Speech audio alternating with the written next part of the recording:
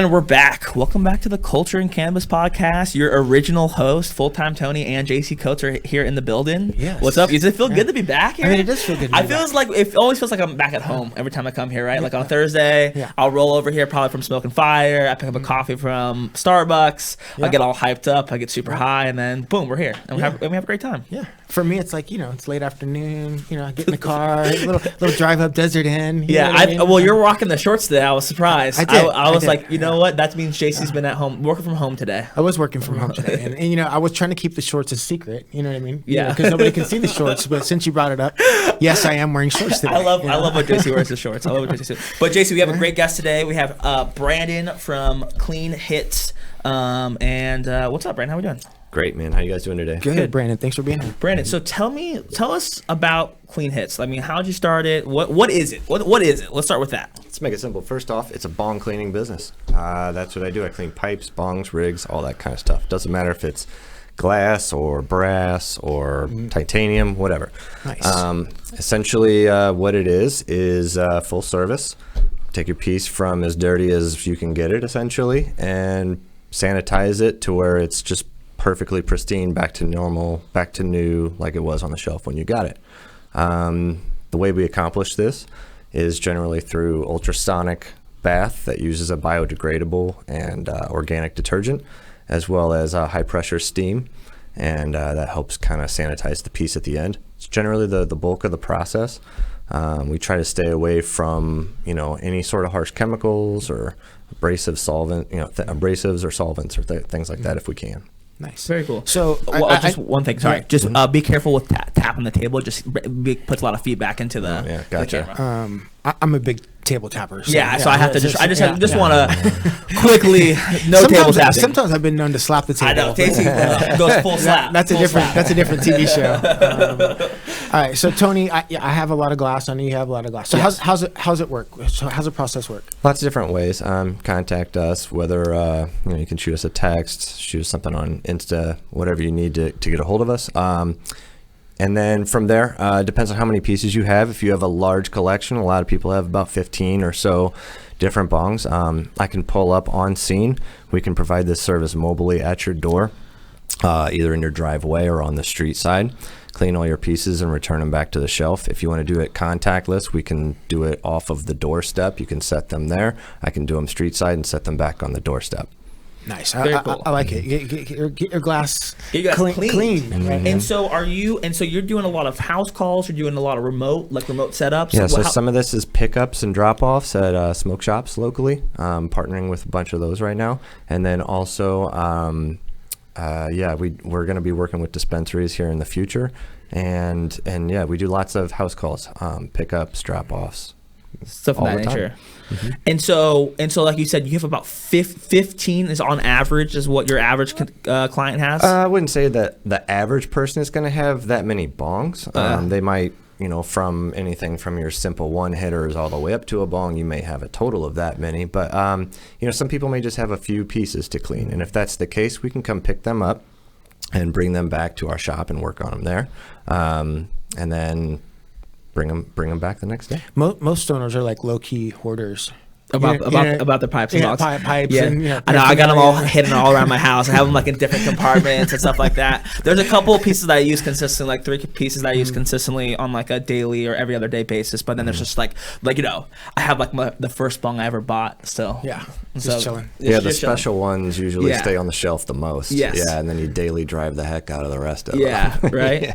Exactly. And so if someone has, 4 or 5 bongs, how much are they looking at price-wise? Is everything different? Is it set prices? How's that work? Yeah, so we do have a service menu that is on our Instagram page, Facebook, all of our social media, and also our website's being built right now. It'll be on cleanhitspipecleaning.com shortly. But basically, an average bong is going to be about $20, $25 for a full service.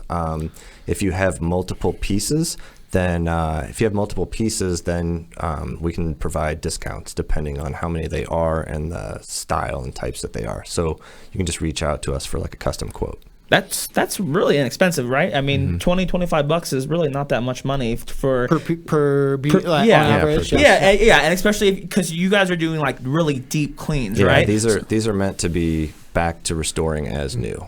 I can't think of one piece really that I haven't been able to put back to literally perfect. And so how often do you recommend someone come to you to get their pieces clean? That's the thing. We're working on a monthly service plan to where you can let us know how many rigs that you have, and then we can build pricing around that, and then we can service those throughout the entire month, however you'd like to do that. But I would say, everything depends on the level in which you're consuming. Sometimes some people may need their pieces cleaned every other day. Some people once a month. It's really kind of a consumer decision at that point. But the most important point on our end is making sure that you're doing it safely, that you're changing your water out as often as you can. If you need to use ISO in between a deep cleaning, then use some ISO and get that bacteria out of there as quick as you can. And sorry. Well, I mean, let's talk about the culture of the bong water, right? Sure. It's like the bong water, right? I mean, it just runs so deep, right? It's like, JC drinks his bong water, actually. He has it for breakfast every morning. It's like a Rocky. JC throws that back and then rips 100 push-ups. It used to be like, initiations in different circles, drink the bong water, you know what I mean? Like now it's like 1 gram dabs, you know what I mean? It's like just waste your weed instead and drink the bong water. But for me, like bong hits are like my favorite, right? Like Sure. I smoke joints and I smoke everything, but like my favorite is just, nice. Ripping a snapper. A little snapper, you know what I mean? I like to snap them. Yeah, Yes, I do. JC's a big snapper. Me and JC had a massive debate up in Reno about snapping a bong and a bowl. And my argument is that you can do it either way. And he was like, no, certain bowls are for certain bowls are a snapper and certain bowls are for bowls to share. Yeah, which is true. So And we had a snapper on. I think on we were my both bong. we were both right, but I think JC was just a little bit more right. Yeah. I'm proud of you, man. Now that I kind of understand it, I understand what JC was saying, but it is what it is. Sorry, not to get off It's the okay. topic. We digress. But I mean, here's the thing, smoking bongs. I mean, I just have, I'm 45. I have memories of like hundreds of bongs that I've owned, you know what I mean, through my life. And I could just, almost just remember touching and feeling them. And I never really thought much about the bong water being dangerous. Yeah, I mean, just like. But it is, right? With any stagnant water. I mean, you think about a few years back, West Nile was the thing, and they talked about mosquitoes contracting it through stale water on horse farms and in the water troughs and things like that. You learn about how water holds in so much bacteria pretty quick from things like that. So once it's contaminated, consider it contaminated, treat it as such, dump it out, get fresh water. I mean, why not just put some fresh water on, get a clean hit, go on about your day. Yeah. So what's like the worst thing that could happen, right? Like what's the worst thing you've seen, right, when cleaning pieces? Probably the worst thing I've seen was a piece that really hadn't been in use for a very long time, and I'm not going to mention the person's name, but let's just say it had a hockey puck's worth of reclaim in the bottom of it. Oh, geez. Yeah, so that was probably the worst thing I've seen, and something like that. I can't speak on the health effects of that too much because I'm not a doctor. Yeah. But I will say that I know it's very bad for you. The bacteria grows and mold forms, and it's just overall just terrible for you. And it's it is bad, and sometimes it sucks, and it's like nobody wants to be the pity party or whatever, the dirty bong water or whatever. But when it comes to our community, and especially this day and age with COVID and everything, it's like passing the joint, sharing the pipes, right? Puff pass, all that stuff. It's important for us to be clean, right? And I think it's definitely important. But I mean, I've hit a bong one time, and I think like the next day got sick. Like I can remember happening before, right? And I was like, man, that was a dirty fucking bong. And I think that bong was like a water bottle, right? It was like had a hole in the side of it. It's like the whole. Nice. How old were you? DIY. This was last year. Because I remember I called my homeboy. I'm like, I'm never fucking sharing bongs with you again. Last year. Oh my God, JC. When did this happen last year? I mean, here's the thing. I'm just not getting around to let's take the bong. Bong hits could be serious. Let's take it serious, right? Are Let's clean the bong. You're right? accepting it now. I'm accepting it now. I had to convince JC to clean the bong, and while we were in Reno, I had a. Yeah, you did. I had a, but you did it. You didn't like argue with me. You just said, "Oh, okay." Well, do you remember what I did do though? You washed it out. Well, I don't know. What'd you do? Oh, I mean, we put ice in it. Oh yeah, we also threw some ice in it. It was in the nice, freezer. nice Yeah. cold, nice and cold. nice and ripped the cold. bong. It was a smooth hit. It was a good bong. JC brings the bong now on trips with us, which is like so interesting.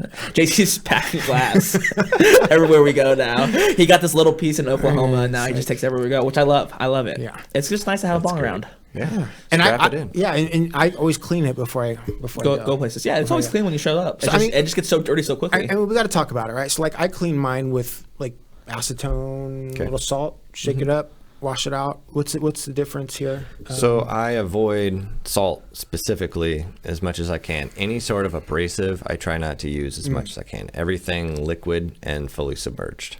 Even when you're using a liquid detergent, for example, if there's any glass that's not fully submerged, just that exposure between the air and the water can cause like micro etching, even on just a liquid. So imagine adding an abrasive to that, you're doubling, tripling that down. Now, are these very noticeable things? No, but if you want to keep your piece in good condition over years, then yes, they will be noticeable. You'll start seeing things like devitrification in your glass, to where it just looks like really just kind of hazing, like cloudiness, and it's really hard to get that out.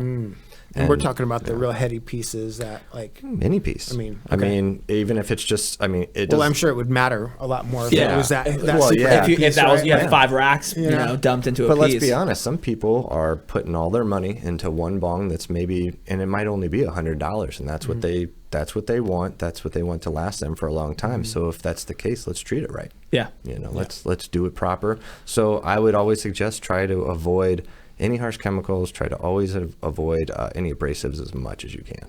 I will say, like, it gets it clean, but it's always like, it's like, I hope I washed it out enough. Yeah.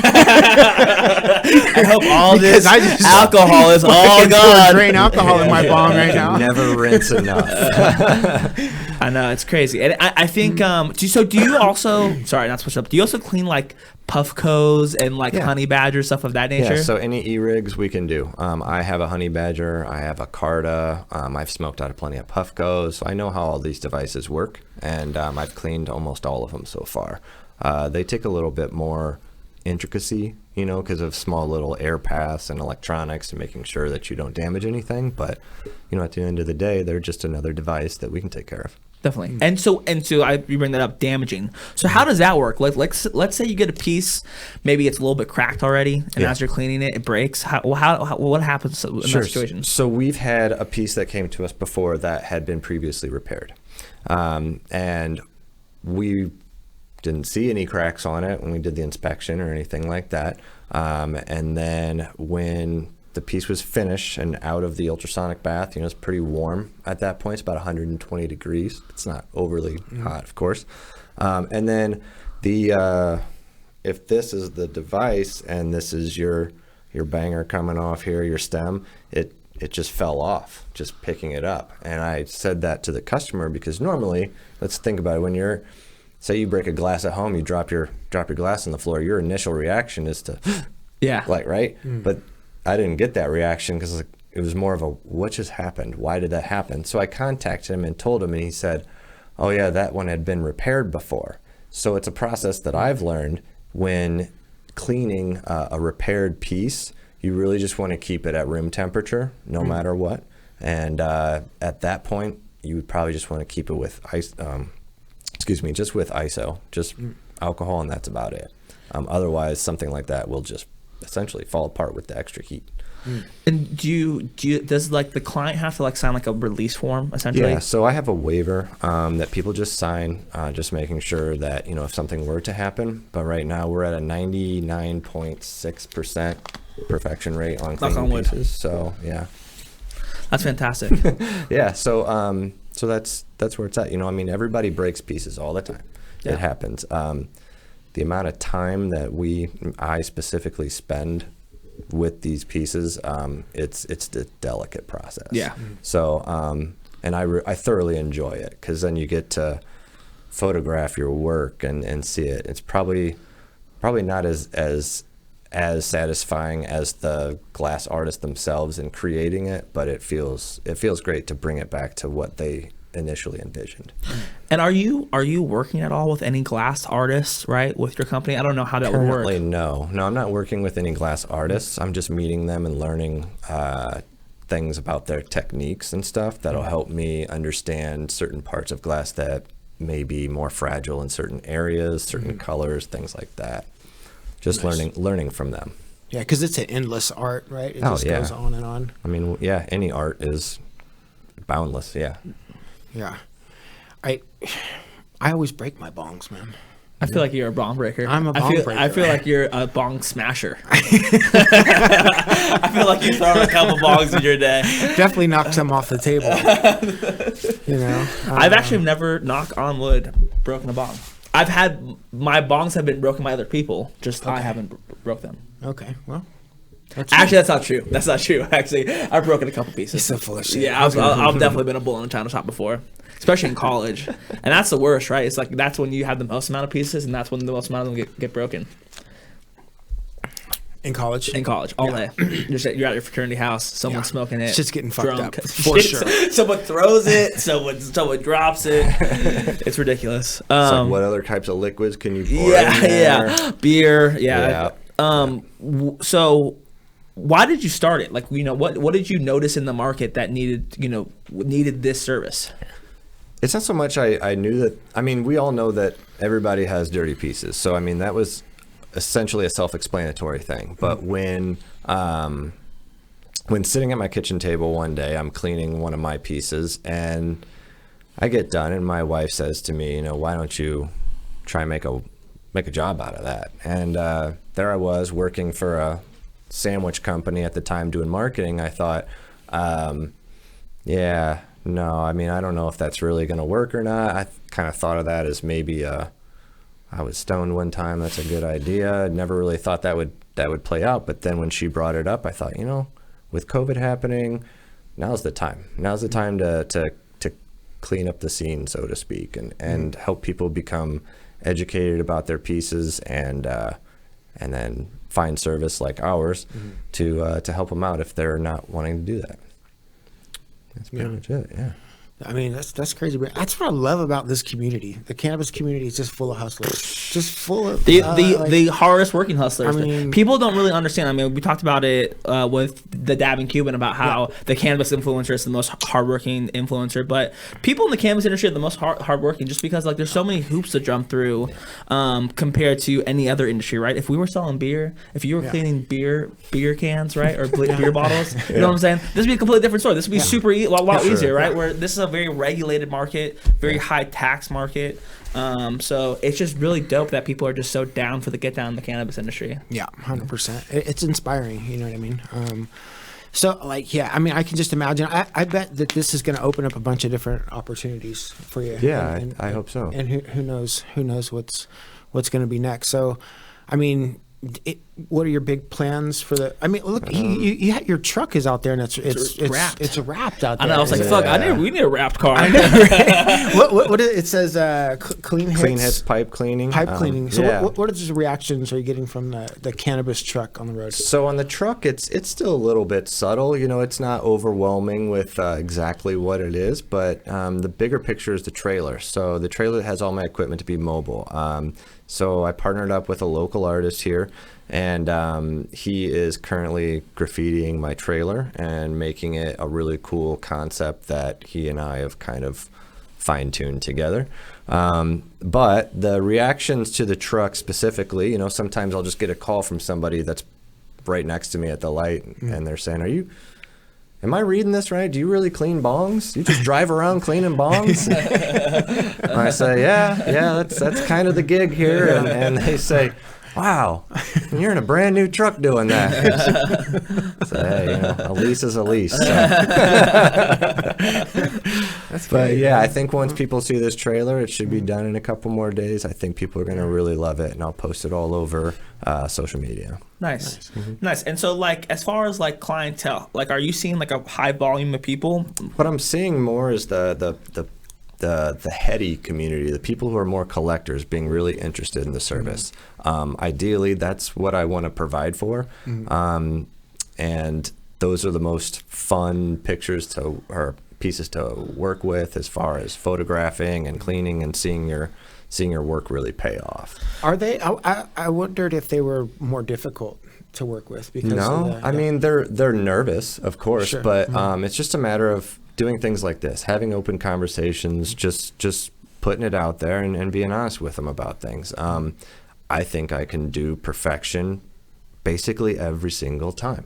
There's always something that may be challenging because just like a doctor practices medicine, I'm practicing cleaning. Yeah. You guys are working your craft in your specific areas, so we're all learning as we go. But essentially, I think now that I've gotten quite a few collectors comfortable and they're talking to their friends, I think the word's getting out that this is a real legitimate service. It's I'm a Nevada licensed business to do so. And I think it's one day, maybe not 2022, 23, but maybe in less than a decade, we'll start seeing kind of a laundromat style around major metropolitan areas of multiple bong cleaning companies. Nice. I'm expecting to see you go, do big things, right? I could see this. I think the logo and the branding's really good. I think you could definitely franchise it out. I feel like you could be in every market today that has a medical or recreational market. So it kind of feels like some baller shit. I was thinking about it too. I was like, yo, like I just have a service comes, they pick it up once a week. They clean my shit. They come back. It's fresh as fuck, right? And then you pick it up on a Wednesday. All your friends come over on Friday. It's back on a Friday, and you're smoking nice glass crystal pieces. Clear glass pieces. It's fun. Yeah. What's like the craziest piece that you've gotten to work on? And maybe you could just throw us a dollar amount. How much? That's tough. Probably like $5,000 piece. That was that's probably the most expensive one that I've worked on so far.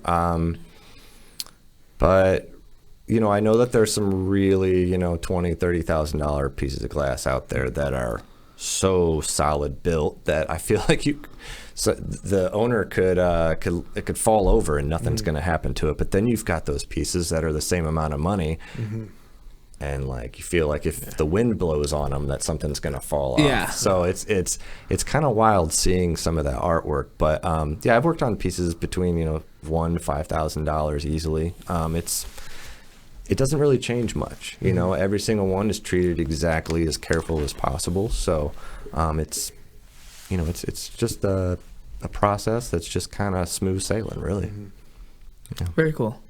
And so, like, if you do get the opportunity to expand, how do you think you're going to be able to, teach what your knowledge, right, as far as being able to clean those types of pieces? Yeah, well, or do you think that you'll be able to like fly across the country and be able to like be servicing people with these $20,000-$30,000 pieces? I'm not so sure that flying across the country is going to be a profitable thing to do that, unless some Saudi prince wants to fly me out to clean a bunch of hookahs or something like that. Might be a different story. But all in all, no, I think for now it stays into individual markets. So maybe we have the Clean Hits Pipe Cleaning Vegas, and then we expand to LA, which has been a talk that we've been working on right now.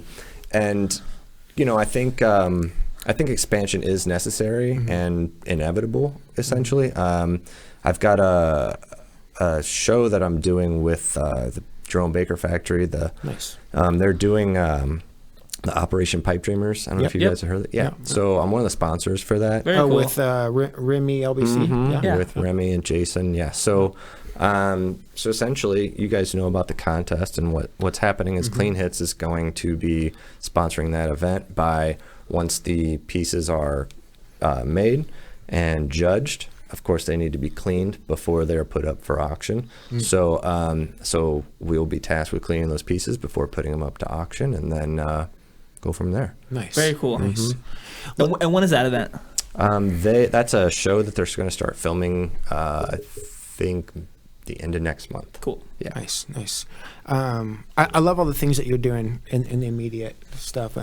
I wonder, like, do you have any like grand visions? Let's think about maybe like 10 years from now, right? Let's say that your business is really successful and you're seeing the biggest success that you could ever imagine with this company. What does that look like? Biggest success to me would be, just for the simple comparison, would be like having Clean Hits like an in and out, not of course a drive through, drive up, but I mean with that type of following, to where we're always busy, but we're serving quality, we're keeping it simple and doing it right. Yeah. You know, or Chick-fil-A or whoever you want to insert there. Yeah. Those types of places. Ultimately, that's what I would like to do, and of course franchise that out. I think that would be a great goal. We have some product development stuff we're working on as well, so that maybe we can start putting something in your home at some point. Yeah. We're working on that as well. So, you know, big scope. That's essentially what we're looking to do as a company. Very dope. And I was gonna ask you too. Like, do you have any tips for people at home? I know you dropped a couple knowledge bombs on us, but you know, like a couple tips to like to keep your piece clean. Yeah. And do you offer these tips to your customers or clients in between cleanings? Yeah, absolutely. So, I mean, our goal is to make sure everybody's smoking safe and taking the cleanest hits all the time. That is the goal. So, of course, educating every single customer is important. So to me, it's like I tell them the same thing. Always try and make it a habit. Think of what's one thing you do before you go to bed every single night? Eat all the edibles next to it. So set your edibles next to your bong, and while you're doing that, dump the water out. Got it. Every night. And then when you wake up in the morning, you're not going to wake up generally as high as you were the night before. So you wake up and you're going to want to rinse it a little bit before you put water in it anyways. Yeah. So that simple thing is what I tell a lot of people. Just get into that habit. Not only is that going to be better for your health, but it's going to be better for your piece staying cleaner for a longer time. All right. I'll start cleaning my fucking bong every day. Come on, JC. Change out the water, bro. When I come over, I'm trying to hit dirty bong rips, you know? No? Well, awesome. Thank you so much for coming on the show, my man. I really appreciate it. Do you have, well, first of all, do you have any parting words with us? Really just right now, I just want to say I am sponsoring or being sponsored by Dab Tips. He's also a local. Shout out Dab Tips. Yeah, shout out Dab Tips. He's also a local person here who's starting his brand. And I really like what he's doing. He's a great guy. So we partnered up with him and we're kind of working this out together. Nice. So He's a great guy. I like Yeah. that. He's the guy that does the pound. Yes. A pound of tips. I love that. Yeah. I love that. Yeah. So smart. Super creative. positive. Yeah, Good super dude. creative idea. I love that shit. Yeah. Well, great. Where can they find you? Instagram, Clean Hits Pipe Cleaning. Like I said, the website's almost done. It'll be cleanhitspipecleaning.com. Then Facebook, Twitter, everything, LinkedIn. We're on all social platforms. You can find us in Linktree /Clean Hits for all our links as well. Dope. Thank you so much for coming on the show, man. Nice. Thank you. Really appreciate it. Appreciate JC, What's up, bro? what are we doing tomorrow?